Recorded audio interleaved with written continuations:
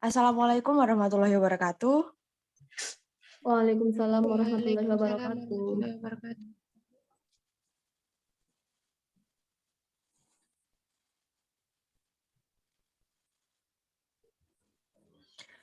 Selamat pagi yang terhormat Bapak Daniel selaku dosen mata kuliah Sejarah Sastra dan teman-teman seperjuangan saya yang saya banggakan. Perkenalkan saya Elsa Megi selaku moderator yang akan memandu jalannya presentasi dan diskusi kali ini. Hari ini yang bertugas melakukan presentasi adalah kelompok 5 dengan materi Cyber Sastra. Sebelum itu saya akan memperkenalkan nama anggota kelompok. Ada saya sendiri Elsa Megi, kemudian ada Anjani Hilma, ada Vina Sulistiawati, ada Dinayanti, Isna Febria, Husnul Hatimah, Lu'lu Mufidah, dan Dewi Larasati. Adapun rangkaian presentasi online hari ini dimulai dari sesi pembukaan, sesi presentasi, sesi tanya-jawab, sesi masukan dari dosen pengampu mata kuliah, dan sesi penutup. Mari kita buka presentasi ini dengan membaca basmalah. Bismillahirrahmanirrahim. Selanjutnya, sesi kedua yaitu presentasi. Sastra Cyber adalah karya sastra yang dikerjakan dan dipublikasikan melalui media internet atau TIK. Sastra Cyber adalah aktivitas sastra yang memanfaatkan komputer atau internet.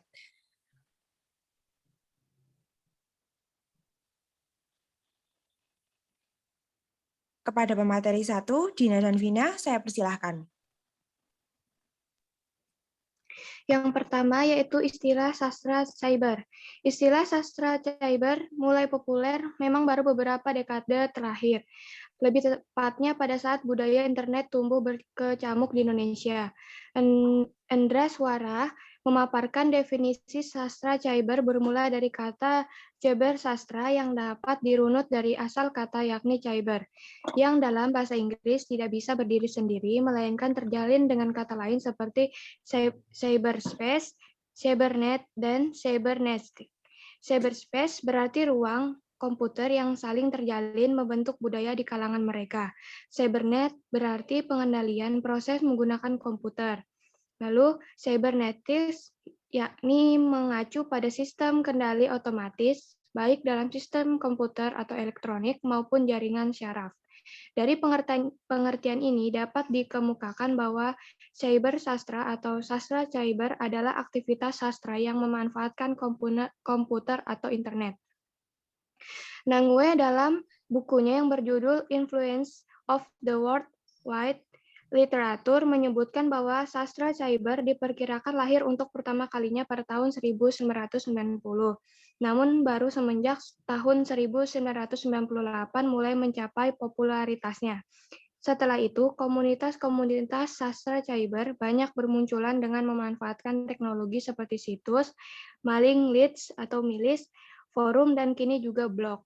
Tidak hanya itu, beberapa macam situs dan fitur jejaring sosial yang menawarkan publik mengembangkan kreativitas juga memfasilitasinya melalui Wattpad, Fanfiction, Tweetlonger, perkembangan dari Twitter, fitur catatan di Facebook, dan sebagainya. Internet seolah memberikan iklim kebebasan yang hakiki tanpa sensor. Semua boleh memajang karyanya dan semua orang juga boleh mengapresiasi dari berbagai penjuru di dunia. Kebutuhan besar para penggiat sastra untuk berkarya dan mempublikasikan karyanya menemukan titik terang dengan adanya internet sebagai ruang sosialisasi tanpa batas. Selanjutnya dilanjutkan oleh Vina.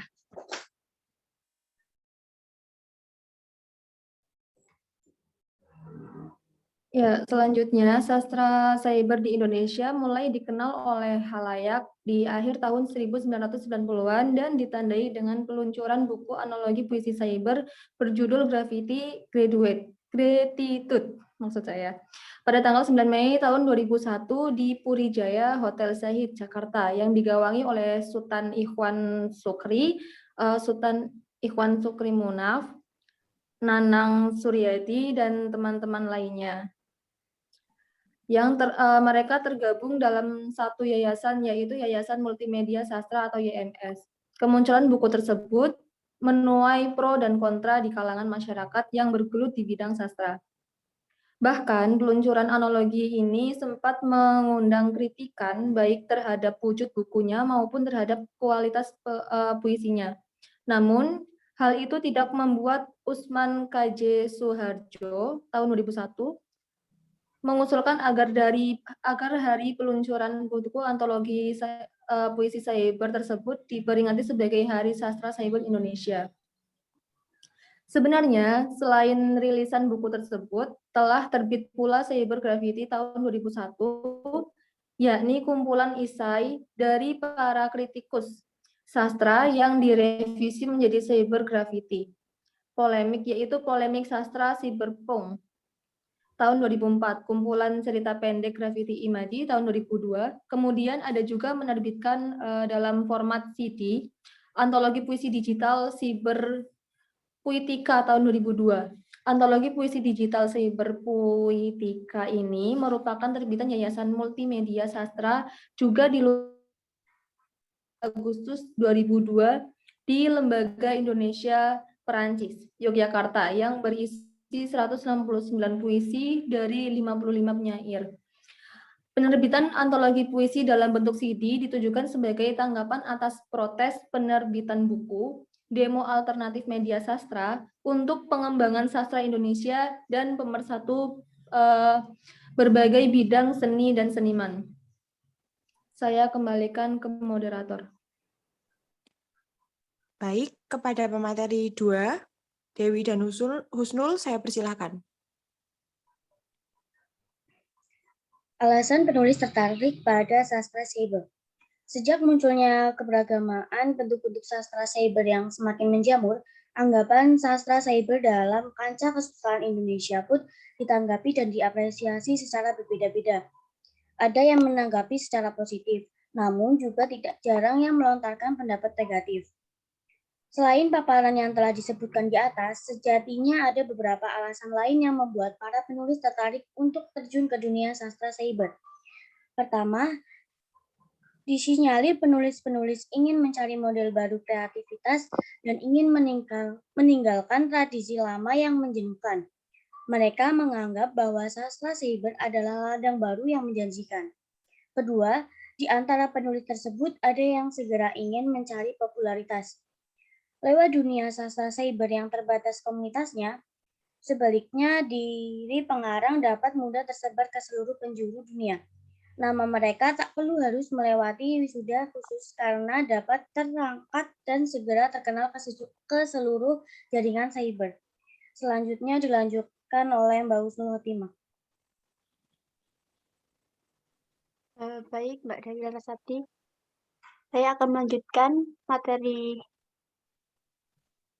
ketiga, yaitu ada di antara mereka yang sekadar iseng bermain internet dan ingin meloloskan diri dari penjara sastra koran.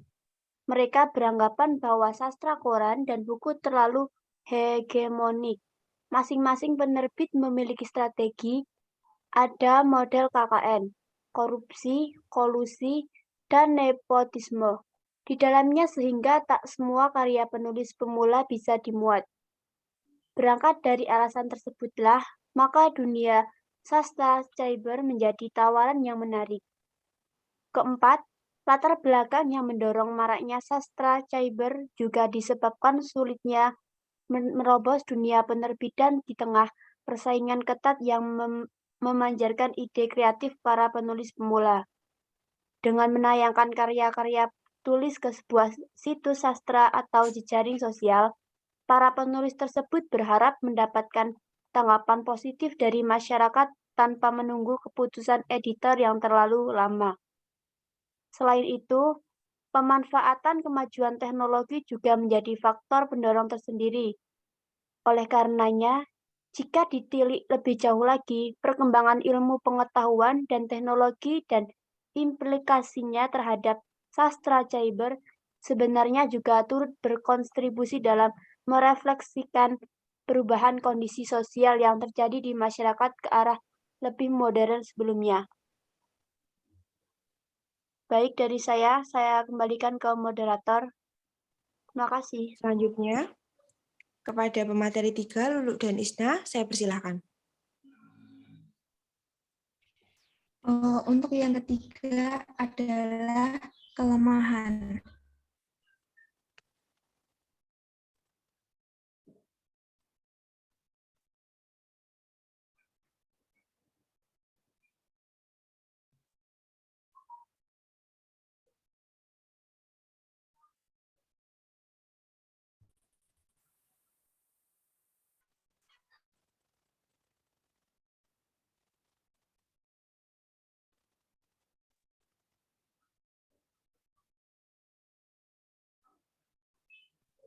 Mohon maaf, saya ulang. Untuk yang ketiga adalah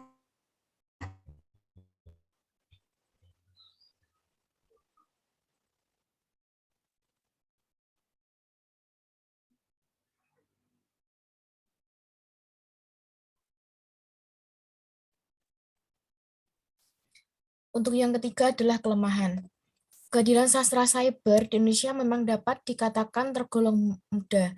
Hal ini tentu saja dipengaruhi oleh maraknya penggunaan teknologi internet yang saat ini tengah menjamur. Fenomena ini pun terkait juga dengan beberapa faktor pemantik yang mendasarinya, seperti sulitnya mendapatkan pengakuan sebagai seorang penulis jika karyanya belum pernah terbit di koran, atau bahkan sebagai seorang penulis jika karyanya belum pernah terbit di koran atau bahkan belum pernah menulis sebuah buku yang dilirik oleh penerbit manapun. Faruk dalam esainya yang berjudul Cyber Sastra, penjelajahan awal terhadap sastra di internet menyatakan terdapat semacam anggapan bahwa sastra di internet dapat disebut sebagai sastra yang masih prematur, belum selesai, belum final, dan belum menjadi satu kesatuan. Eksistensinya baru final, sempurna, dan utuh setelah terbentuk menjadi buku, kumpulan puisi, kumpulan cerpen, kumpulan episode dalam cerita bersambung, dan sebagainya. Selain itu, ada juga dengan yang menggeneralisasikan bahwa seorang penulis harus menulis di media cetak atau koran, padahal dari dominasi sastra koran menimbulkan suatu permasalahan tersendiri karena dikuasai oleh redaktur, kritikus, dan sastrawan senior. Sastrawan konvensional seolah tak mau berbagi singgasananya di media cetak dengan para penulis baru karena dianggap tidak sebanding dengan mereka dan menganggap sastra cyber adalah pelariannya. Sutarji Kalzum Bahri adalah seorang yang cukup keras mengkritik kemunculan sastra cyber dengan mempertanyakan mutu sastra cyber dan legitimasi sastrawan cyber karena belum jelas produktivitas mereka. Kualitas karya sastrawan cyber menjadi pertanyaan karena tidak ada sistem seleksi ketat di internet, sebagaimana dilakukan oleh para editor sastra di media cetak, sehingga seolah-olah dunia cyber hanya menjadi semacam tong sampah. Istilah Ahmadun Y. Hervanda. Selain itu, ada juga kekhawatiran akan anarkisme politik sastra internet, sebab karya sastra dari yang paling sufi hingga yang paling vulgar sekalipun bisa hadir dengan bebas. Padahal jika saja sastrawan yang sibuk mengeksistensikan dirinya tersebut menyadari bahwa di media cyber, sastrawan mengkomunikasikan karyanya langsung kepada pembaca dan pembaca diberi kepercayaan penuh untuk menilai tanpa perantara. Apakah pembaca lebih tertarik untuk membaca sebuah karya sastra yang sufi dan vulgar sekalipun, adalah haknya untuk menilai dan memutuskan mana yang layak ia baca atau ia ingin lewati. Hal ini merupakan implikasi dalam menikmati sebuah karya sastra, adalah sesuatu yang bersifat personal, tidak bisa diwakili oleh seorang redaktur atau bahkan seorang kritikus sastra. Pembaca ini telah lama direbut oleh redaktur sastra konvensional atau media cetak. Padahal kehidupan yang terus bergerak ke arah yang lebih maju akan mengonstruksikan pemikiran manusianya untuk semakin kritis dalam memilih bahan bacaannya masing-masing. Selanjutnya akan dilanjutkan oleh Mbak Lulu.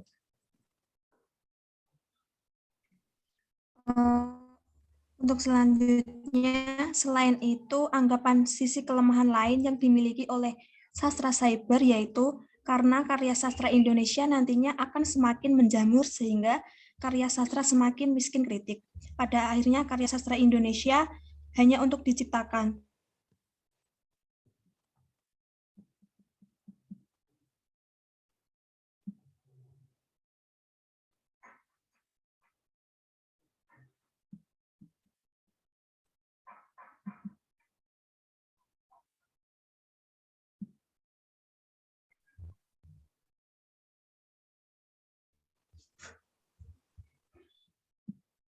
Saya lanjutkan untuk menunjukkan capaian-capaiannya sebagai representasi dari realitas sosial. Hal ini telah mengarah pada indikasi ketidakjelasan pertanggungjawaban sastrawan.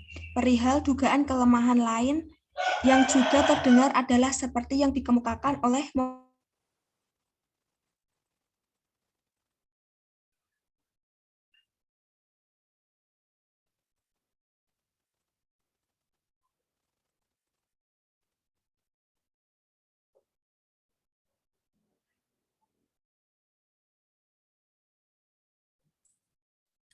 Perihal dugaan kelemahan lain yang juga terdengar adalah seperti yang dikemukakan oleh Muhammad Al-Fayadi, bahwa penulis yang berkecimpung dalam sastra cyber adalah penulis yang sedang main-main dan coba-coba, dan menjadikan sastra cyber sebagai modus operandi karena sulitnya menghalau tembok sastra koran atau penerbitan. Ia juga berpendapat keberadaan sastra cyber hanya mereduksi sastra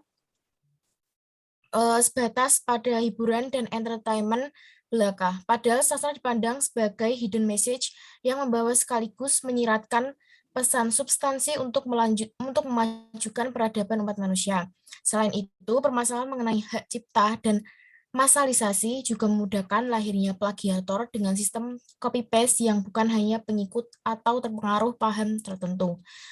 Sastra cyber di sisi lain juga sebenarnya tidak bebas dari keterbatasan sebagai akibat ketergantungannya pada jasa internet yang tersedianya komputer. Bagi sebagian masyarakat Indonesia, internet dan komputer masih merupakan barang mewah karena tidak semua daerah dapat mengaksesnya dengan leluasa. Kondisi ini yang menyebabkan sastra cyber dapat menjadi elitis, yaitu mungkin akan membatasi perkembangan sastra cyber di Indonesia. Tidak semua orang yang berasal dari daerah-daerah di pedalaman maupun mampu mengaksesnya dengan mudah. Perkembangan sastra cyber juga harus mengalami keterbatasan karena tidak meratanya kemajuan teknologi dan kemampuan individu yang bersangkutan dalam suatu kumpulan masyarakat tertentu. Pada akhirnya, keadaan sosial dan tolak ukur kemajuan masyarakat dapat juga mempengaruhi laju sastra cyber secara signifikan. Saya kembalikan kepada moderator.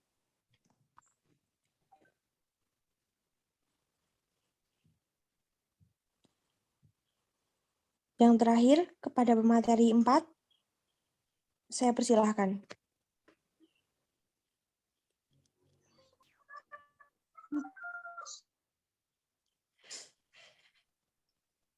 Yang terakhir yaitu tentang kelebihan sastra cyber. Dengan medianya, sastra cyber sejatinya memiliki keunggulan yang tidak dimiliki oleh sastra lain. Yang pertama itu, dalam sastra cyber, sebuah karya dapat menyebar ke berbagai penjuru dunia hanya dalam hitung detik, dan sastra jadi ajang publikasi yang murah dan mudah. Yang dikeluarkan juga relatif terjangkau. Yang kedua, seorang memiliki homepage pribadi dapat memajang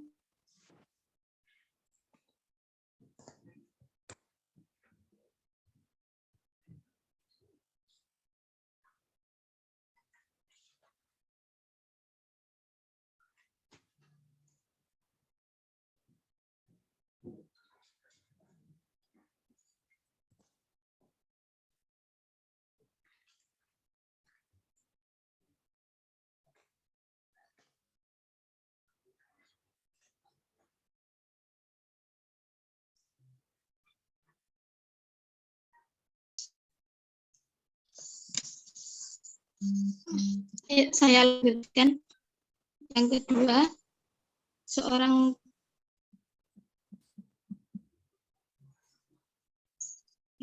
seorang penulis yang memiliki homepage pribadi dapat memajang karyanya kapan saja ia kehendaki tanpa persetujuan editor sebagaimana dialami sastra teks. Oleh karenanya, sastra cyber bersih dan secara tak baru. Yang ketiga, dia baru membuka ruang yang luas bagi tumbuhnya sastra alternatif yang menggunakan kemapanan estetika yang lazim dan bukan hanya menjadi duplikasi dari sastra cetak. Selain menyediakan ruang terbuka kebebasan detik dan media cyber juga membuka berbagai alternatif penyajian karya sastra, misalnya dengan puisi yang dapat diiringi oleh latar suara. Nanti kemunculan sastra juga ikut menunjang lingkungan hidup. Membaca sastra di media cetak berarti ikut mengonsumsi kertas. Hadirnya kertas itu adalah hasil nebangan kayu dari hutan. Makin banyak kertas di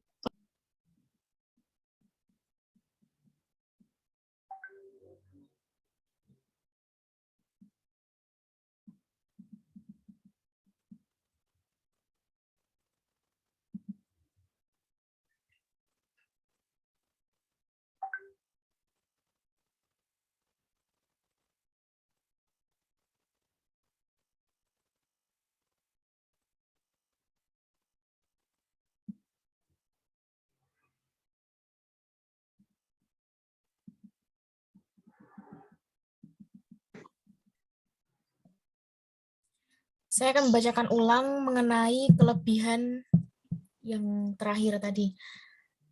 Kelebihan dari sastra cyber yang pertama adalah dalam sastra cyber, sebuah karya dapat menyebar ke berbagai penjuru dunia hanya dalam hitungan detik dan sastra cyber menjadi ajang publikasi yang murah dan mudah. Biaya yang dikeluarkan juga relatif terjangkau. Kedua, seorang penulis yang memiliki homepage pribadi dapat memajang karyanya kapan saja ia kehendaki tanpa menunggu persetujuan editor sebagaimana dialami sastra cetak.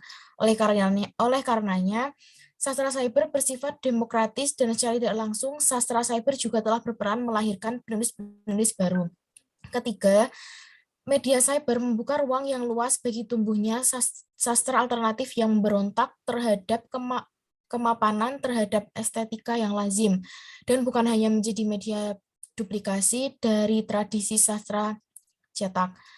Sebab di sanalah tempat bagi semangat dan kebebasan kreativitas, bahkan yang selama ini tidak dapat tempat selayaknya di media sastra cetak, baik di rubrik sastra koran, majalah sastra, maupun antologi sastra karena keterbatasan waktu dan ruang yang dimiliki oleh media cetak. Keempat, selain menyediakan ruang terbuka dari kebebasan estetik dan tematik, media cyber juga membuka berbagai alternatif penyajian karya sastra, misalnya tayangan puisi yang dapat diiringi oleh latar suasana, musik, dan grafis yang indah. Hal ini akan membuat karya sastra dapat tersaji secara menarik, atraktif, dan sensasional yang disertai dengan kesediaan untuk memberi ruang bebas bagi kreativitas dan dapat menjadi langkah awal bagi perkembangan tradisi sastra cyber tersebut. Sekian yang saya sampaikan, saya kembalikan kepada moderator.